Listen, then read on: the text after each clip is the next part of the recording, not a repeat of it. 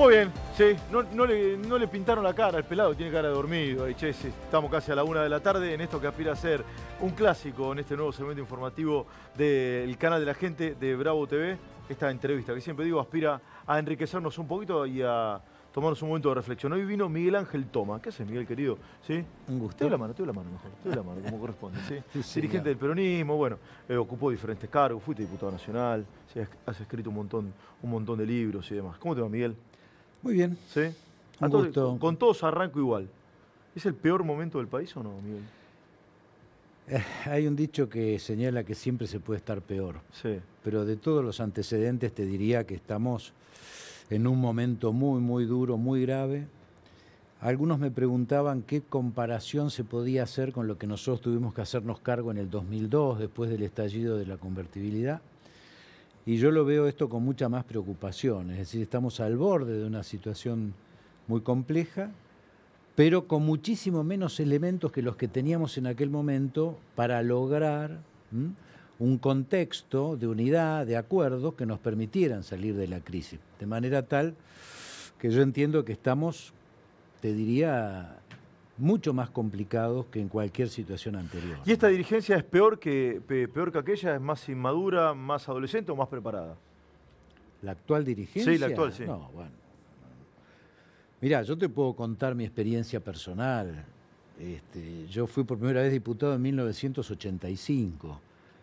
Era un pibe, tenía 30 y pico de años, pero me sentaba con Oscar Allende, con César Jaroslaski, con José Octavio Bordón, con Jesús Rodríguez, con Baglini, con Pugliese. Esa era la dirigencia. Storani también, si querés. Freddy Storani. Después te puedo nombrar pero, del peronismo, Antonio Cafiero, Carlos Grosso, José Luis Manzano. O sea, tipo de un nivel realmente extraordinario. Yo lo cotejo con lo que veo ahora y la verdad ¿Qué ves? me da ganas de llorar, sinceramente. A ver, se ha convertido lo que era la militancia política en una militancia rentada. Claro. Quien no maneje las cajas no es capaz de organizar y definir un proyecto de país. La Argentina no tiene programa, y cuando no tiene programa no tiene rumbo, no tiene objetivos. Y cuando no tiene una estructura política consistente y consolidada, no genera expectativas. Y si no se generan expectativas, no hay inversión. Sí. Esto es lo que está pasando en la Argentina. Quienes militan hoy son empleados, no son gente convencida por una causa. Te lo pregunto, no lo estoy asegurando. Yo no quiero descalificar a nadie. Sí. Lo que sí digo es que hay mucha militancia rentada, lamentablemente, y los que no están rentados tienen una visión ideológica absolutamente atrasada. Sí. Entonces, entre el atraso ideológico y programático, la ausencia de claridad política, el vivir en la década del 70 por un lado y la otra mitad vive de la renta de la militancia, la verdad que tenés un mix muy grave. ¿Miguel, o no? Se habla muchísimo de esto.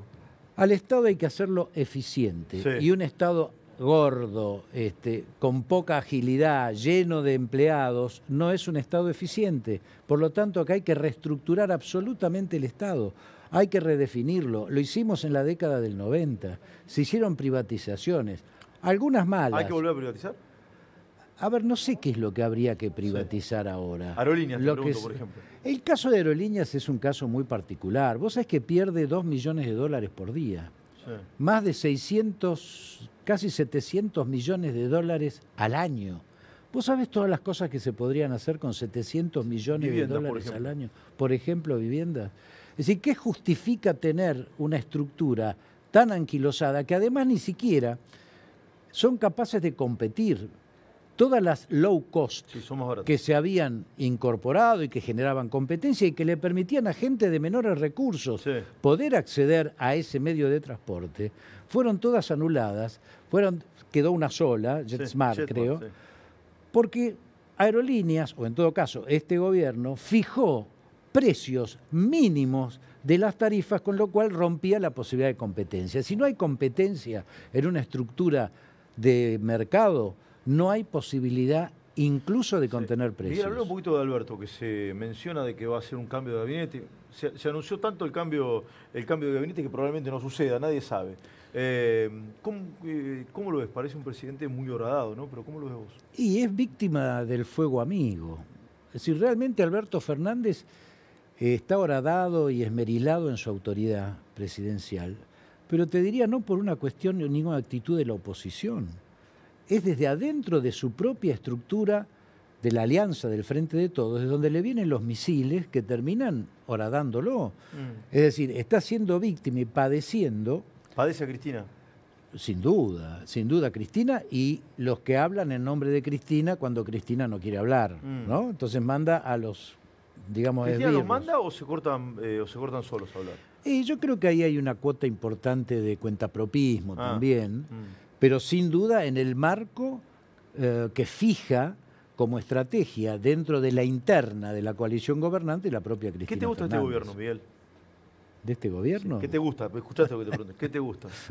Bueno, nada en particular, sinceramente. Nada. No podría encontrar algún aspecto específico, porque lo que me preocupa a mí es la orientación global. Y cuando hay una orientación global equivocada, cuando no hay sustento político, no hay nada en lo particular que pueda funcionar bien. Hay algunos funcionarios que realmente hacen un esfuerzo enorme. Yo tengo contactos con algunos de ellos porque vienen del peronismo. Eso te iba a preguntar. Vos sabés que lo discutí muchas veces en otro canal, y acá también, pues se sentó ahí, con Guillermo Moreno, que dice que este no es un programa no es un gobierno peronista. No, esto es kirchnerismo. Pero, nada que ver. No, pero el PJ está dentro de esta alianza partidaria. Está ocupado. Los ocupas han ocupado. ¿No es peronista este gobierno? No, para nada. No pero tiene nada Alberto que ver. ¿Es peronista? A ver, hay muchos que tienen una trayectoria y un origen peronista. Sí. Ahora, cuando llegan a este contexto en el que estamos hablando, terminan siendo copados por una visión ideológica, política, incluso económica y social, que no tiene nada que ver con el peronismo. El peronismo, en esto quiero ser enfático, el peronismo siempre ha tenido como sujeto central de su construcción política el trabajador. El trabajador. Hoy en la Argentina, el trabajador, la mitad de la sociedad que trabaja sostiene a la otra mitad que no trabaja. Sí. El plan no es la salida del peronismo, la salida del peronismo es el trabajo. Sí. No son vagos. A ver, acá hay otro problema. Acá, no nos enojemos con los que están en situación de pobreza. Acá el problema central son los que intermedian entre el dinero del Estado y el que recibe el plan. Los gerentes de la pobreza. Gerente de la pobreza. Te los doy. Sí. Los Graboy, los Pérsicos, los Navarro, Lobo Bilibón, no sé, Vigiloni, etcétera. Sean o estén de acuerdo o participen con el gobierno, o desde la izquierda estén tirando piedra, Pérsico, por supuesto. Son lo mismo, están gerenciando con los fondos del Estado lo que le debiera llegar a los que lo necesitan. A ver, te lo cambio, ellos hacen ricos a costa de los pobres. Más que hacerse ricos, que seguramente siempre, ¿no?, el que hace gárgaras algo se traga, sí, claro. Lo que están construyendo es un poder que desafía al poder del Estado.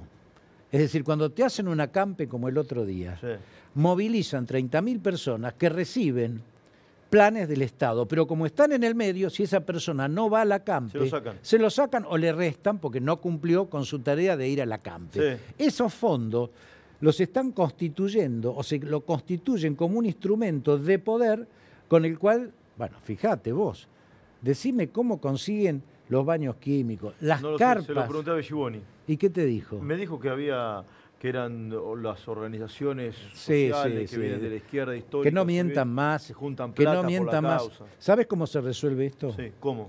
¿Hay que sacar las patadas el 9 de julio o no? Terminando. No.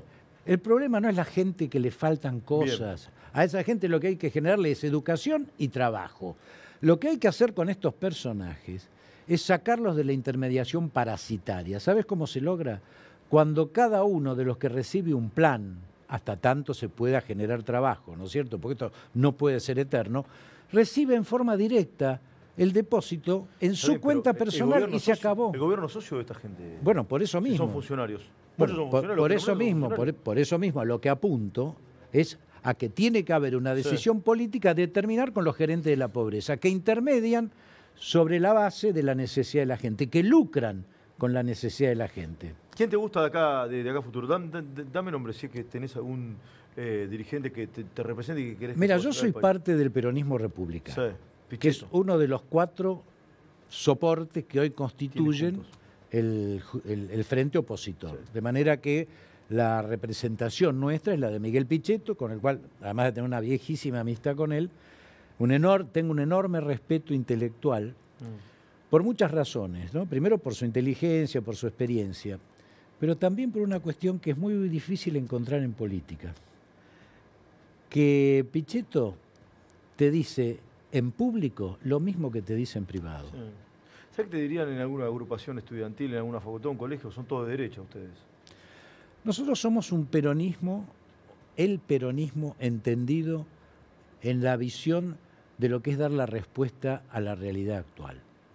Si vos querés identificarme con alguna expresión, te diría que nosotros tuvimos una gran participación y pertenencia durante todo el proceso de los 90. Sí, claro. Es decir, un peronismo que era capaz... No te arrepentís de los 90. Pero al contrario, al contrario. Reivindicar los 90. Los reivindico, con sus más y con sus menos, como todo aquel que hace comete errores.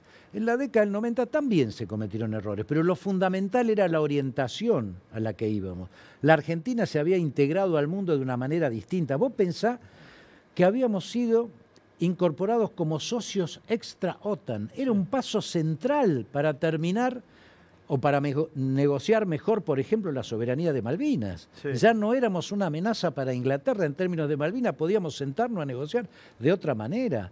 No había embargo posible para la compra de equipamiento británico, por ejemplo, por la situación. Digo, te pongo este ejemplo. Sí, recuerdo que Argentina hoy no le puede comprar un avión de guerra a Francia, por ejemplo. Porque tiene componentes británicos. Exactamente. Es decir, hay toda una situación. El alineamiento geopolítico fue extraordinario. El aporte a la democracia que se hizo. Yo te pregunto lo siguiente, vos sos periodista. Sí. ¿Vos creés que si no hubiéramos privatizado los medios de comunicación y hoy estuvieran en manos del Estado, vos podrías estar diciendo lo que estás diciendo o haciéndome un reportaje a mí? ¿Vos sabés lo que significa eso en términos de libertad de expresión? Bueno, ¿cuántos argentinos tienen celular? Hay más cantidad de celulares en manos de argentinos que argentinos. ¿Sabes? Porque vos me preguntaste algo y no quiero evadir. Viste que los periodistas estamos habituados a preguntar y no a responder, pero no me gusta evadir el bulto. Creo que si el Estado no puede garantizar, en este orden te lo digo, educación, salud, seguridad y justicia, que no garantiza ninguna de estas tres cosas, no puede estar administrando otras cosas. ¿Te respondía yo o no? Clarísimo, es esto. Si no puede resolver eso, lo demás dejáselo al privado. Pero además te imaginás lo que son los medios en manos de un gobierno autoritario, mejor ni hablar. Entonces, yo digo, reivindico... No es una mala palabra la privatización, eso quiero decir. ¿Cómo? La privatización no es una mala palabra en ningún lugar. Al contrario, la palabra capitalismo no es una mala palabra. La palabra trabajador no es una mala palabra. Hoy, claro, son políticamente incorrectos para un sector de la izquierda que ha copado gran parte del aparato cultural. Por eso también en la Argentina tenemos que dar un profundo debate cultural. Eso te iba a preguntar, ¿la batalla es cultural o económica en Argentina? Muchos dicen, bueno, hay que hacer una reforma previsional, impositiva, laboral, etcétera, etcétera. ¿Esa es la reforma argentina o básicamente la batalla cultural? Todas. ¿Todas? Todas. O sea, hay que refundar el país. Porque el cambio del debate, de instalar, ¿no es cierto?, un debate respecto de determinadas concepciones que hacen a ese marco cultural, también involucran la cuestión económica y la cuestión social. Es todo integrado. No es que hay que refundar la nación, hay que evitar que la refundan. Sí, que la refundan. Sí, y no estamos fundidos todavía entonces. No, que la refundan otra vez. No, a ver, lo que yo estoy diciendo es lo siguiente, la Argentina tiene un enorme potencial. La Argentina tiene vaca muerta. Es decir, tiene una capacidad en el plano energético impresionante. En el plano de la minería, la segunda reserva de uranio del mundo la tenemos en la Patagonia, junto con las tierras raras, que son los últimos 16 elementos de la tabla periódica, que hoy se requieren para la industria de avanzada y de punta y la alta tecnología. Tenemos litio, tenemos agua, tenemos la hidrovía, tenemos la mayor vía de agua y la capacidad. Miguel querido, esto no tenemos. No, lo que no tenemos es continuidad y seguridad jurídica para que haya inversiones y se liberen la capacidad creativa de los argentinos. Vos fijate lo que está pasando en el sector agropecuario. El sector agropecuario hoy tiene mayor productividad que cualquier otro país del mundo. ¿Por qué?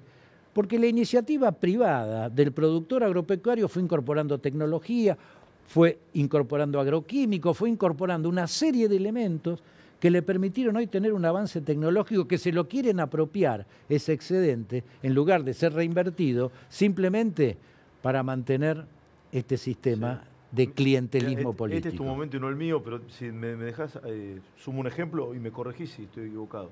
El campo no fue subsidiado en Argentina, todo lo contrario. Al contrario, fue expoliado. Sí, las empresas energéticas, por ejemplo, fueron subsidiadas en Argentina. Sí. ¿Sí? Fíjate qué funciona mejor. Bueno, pero obviamente es lo que estoy planteando. Acá hay que terminar con los cepos, hay que terminar con las restricciones, hay que terminar con todo lo... Perdón, vos vas a hacer un trámite para abrir un kiosco y tenés una serie de regulaciones tales que mejor ni hablar. Y después que pusiste el kiosco, cuando pudiste romper con toda esa maraña de esquema, recién ahí después tenés que poner un contador para que te maneje el sistema impositivo, para que te maneje... Es imposible. AFIP, ARBA es imposible, es imposible. Tenés triple superposición de impuestos. Se nos está yendo el programa, quiero aspiro a una definición corta de esto. ¿Sos optimista para el futuro del país o no? Soy optimista porque pienso que la Argentina tiene no solo los recursos naturales como para crecer y desarrollarse, sino que tiene en los argentinos, en gran parte, en la mayoría de los argentinos, una enorme creatividad. El asunto es liberarle las manos para que esa creatividad pueda ser expresada. Interesante, me encantó hablar contigo, ¿sí? Un gusto, gracias por la invitación. Sí, un gustazo, realmente, sí. Como siempre digo, sí, son charlas que nos enriquecen, ¿sí? Y que nos ilustran también. Mañana al mediodía, ¿qué tenés que hacer? ¿No tenés nada que hacer? Bueno, date una vueltita por acá, que trataremos de hacerte una grata compañía. Quédate con el usurpador. Hasta mañana.